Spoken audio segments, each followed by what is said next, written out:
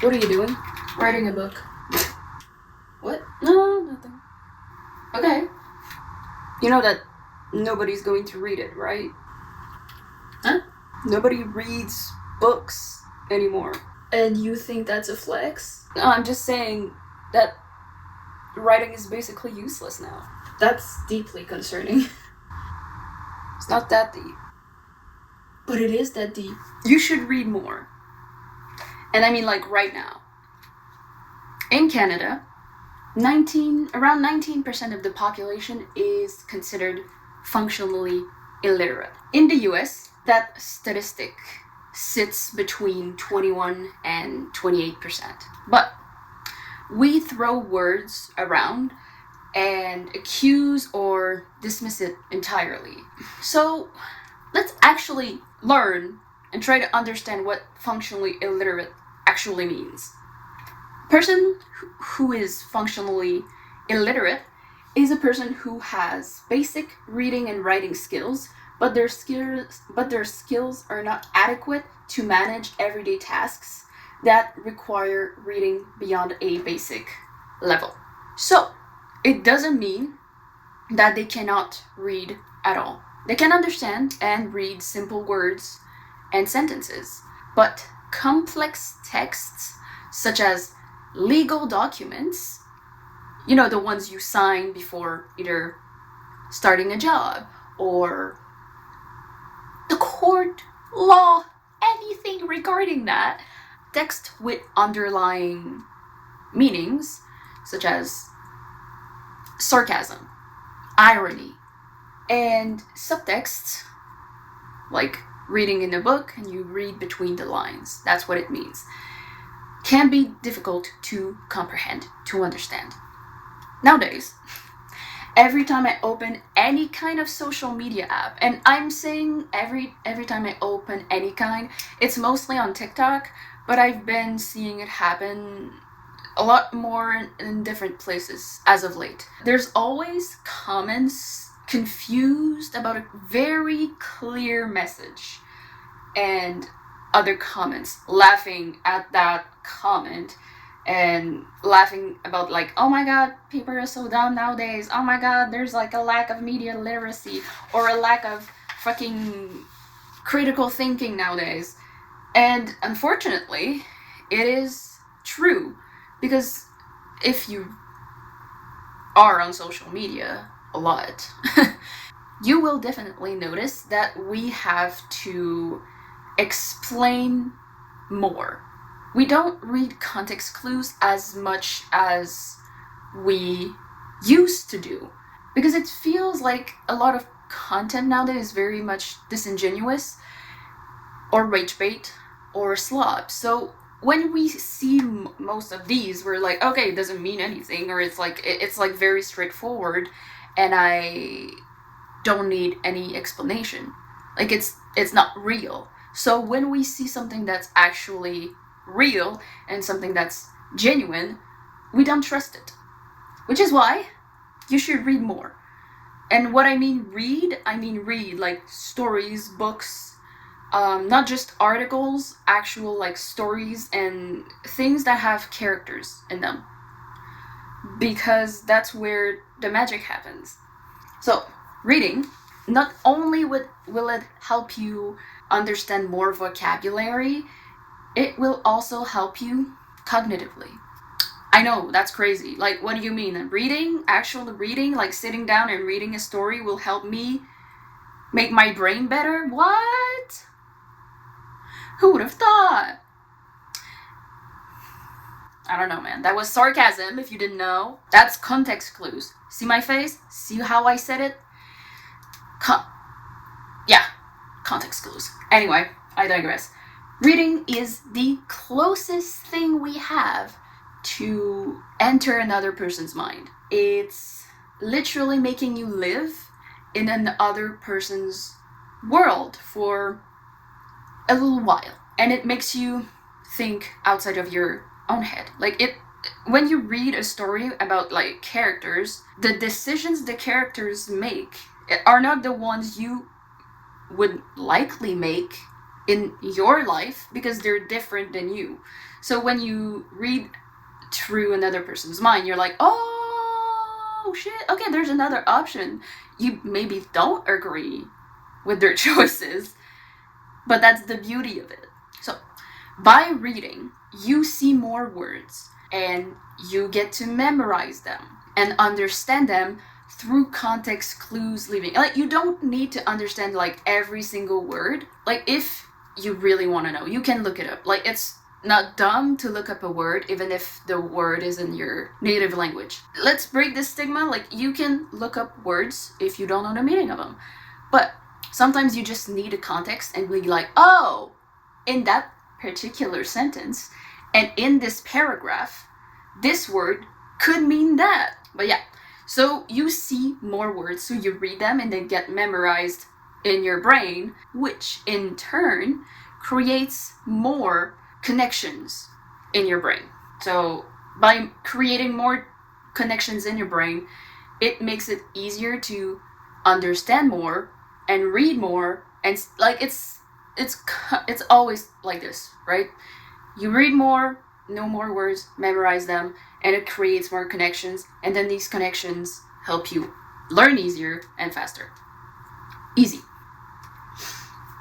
So reading is a very human experience. You don't see any dogs read, and I don't think you've seen any cats read.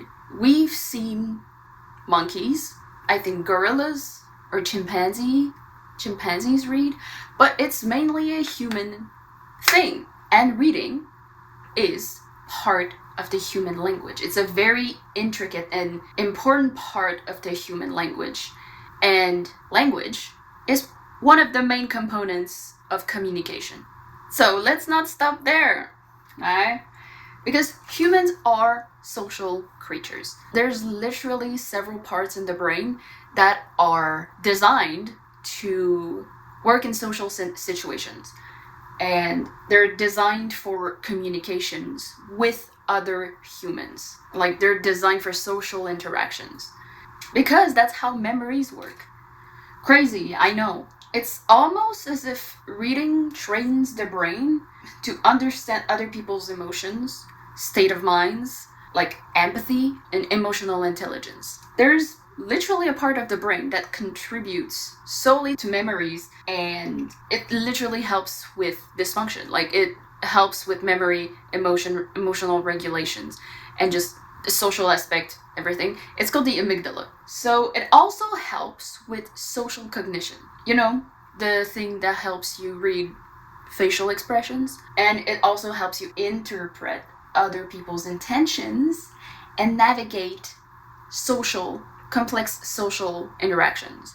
So let's say you meet someone new, right? Or you meet someone at work. You see them, they look tired. You know they look tired because there's bags under their eyes.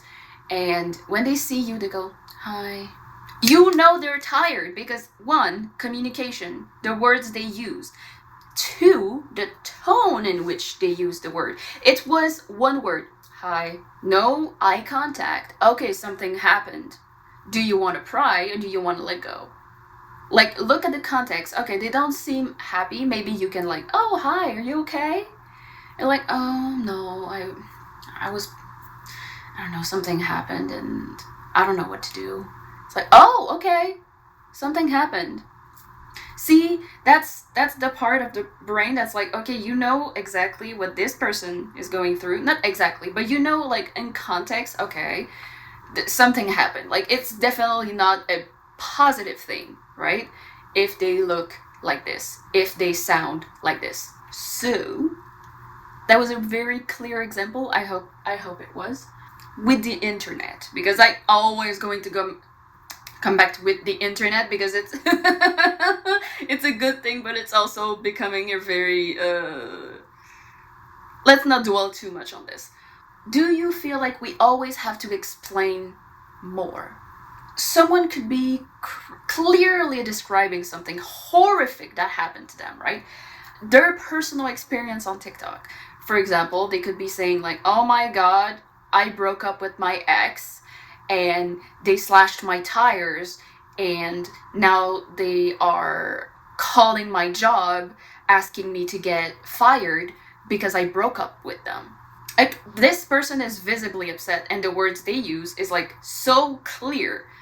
And yet, there will still be comments asking, wait, what happened? Can you explain what happened? I don't understand. What happened? It's like, dude, they just said it. It's there. And what I mentioned, the amygdala, yeah, it's not being used in that context. In that context, the commenters are like, I don't know, explain to me like I'm 5. It's like, dude, I just broke up with my ex. What do you want me to do? What do you want me to say more?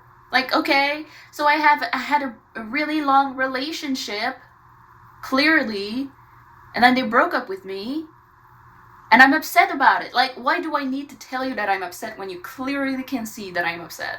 With my tone of voice, with everything that happens, why do I need to specifically tell you that I'm upset? What I mean, it's like in the brain, there's a literal part in your brain. So your brain is split into two, that like this. The right part of the brain is literally responsible for part of the emotional baggage of the language. So the left part is basically like communication, words, how to use the words, and how to understand the words and stuff like that. But the right part of the brain is facial expressions, how to read them, how to understand tone. So if I'm saying like, oh my god, you will not believe who I saw. Oh my god, who did you see? Your mom. That's clearly a joke. So I don't want to make you afraid, but evolution, it's a thing. It's a thing, and it's not happening like right now. Please stop riding the horses so hard, okay? Like, no, stop. Okay, I'm not trying to make you afraid, but evolution is a thing, right? If we don't use certain parts of the body as much as like it's supposed to, it will take less space to provide more space to other things. So for example, okay, back then, very long ago, okay, we used to climb trees. So our toes used to be quite long because it could help us grip like branches. Eventually, we stopped climbing trees. So what happened?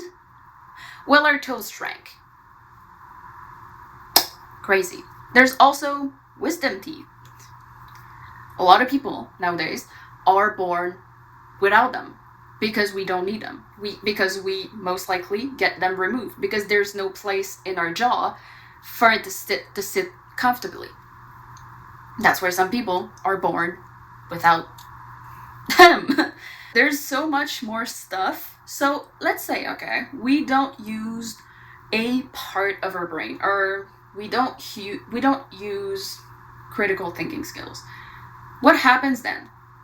Does it disappear completely? Probably not. But it will shrink. And it's currently happening. The shrinkage of the amygdala. It's happening. Because we see something as less important, so we don't use it as much. And obviously, if we don't use it as much, it's not gonna stay. So, read a fucking book. Yes, you should read more. Not because it's fun, not necessarily, not because you're obligated to, not because I tell you to do it, you know? Because it literally makes you a better human being. Reading is one of the main thing that actually like makes you human. It's a very human experience, as I mentioned before. But because reading is also an entirely human creation.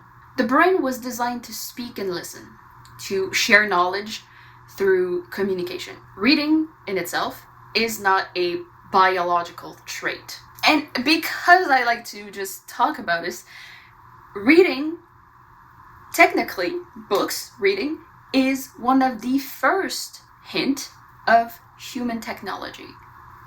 We literally use symbols to convey messages. Reading is years of learning and tweaking and refining complex brain connections. Because biologically, we were never supposed to read, but we still managed to do it anyway. But what do I know? I'm just a girl. It's not like I did research or anything. Like reading about reading and what it does to the brain. It's not like I did that.